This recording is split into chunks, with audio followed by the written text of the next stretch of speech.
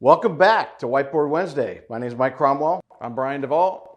And today we're here to talk about the 8th tenet of project management. So for those who have been tuning in, thanks so much for tuning in and watching the episodes about project management. We've gotten some great feedback from those watching, and we're now on the home stretch. So we're talking about today the 8th tenet, which is handing off to long-term support. So all your team's hard work and efforts are completed at this point.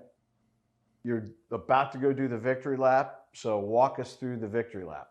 All right, so basically this is the part where we're transitioning from the project team to the operations team, or the people that are actually going to deliver the service, right? So from a project perspective, we've got to make sure that we get a few things established. So we got to make sure, number one, that the client knows how to request support. What is that process like? Is it web-based? Is it email-based? Is it telephone-based? Is it all the above? They need to know all of those things and make sure that they're clear and they have a document that outlines that process. They're going to want to communicate that internally, right? So they want to communicate that via email or via hard copy or what have you, so that all their staff knows how to request support. So very important.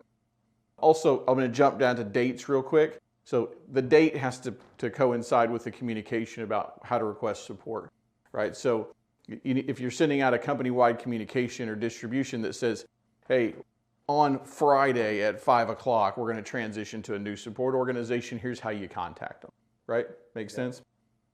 So one of the other things we're going to want to do is review our weekly and monthly meeting requirements. So who's going to continue to meet once we enter into long-term support, and what's that frequency? How often are they going to meet? What is the topic of conversation? Those types of things. So we're definitely going to want to review the long-term reporting requirements. So anything like performance to SLA reports, anything that's automatically produced, we're going to want to establish that, figure out who's going to receive that from the client's perspective. If there's a service delivery manager also reviewing that, make sure that they're getting copies of it and so forth. And then we're going to want to review any regularly occurring procedures. So anything that happens frequently, like onboardings and offboardings of end users, is a good example of that.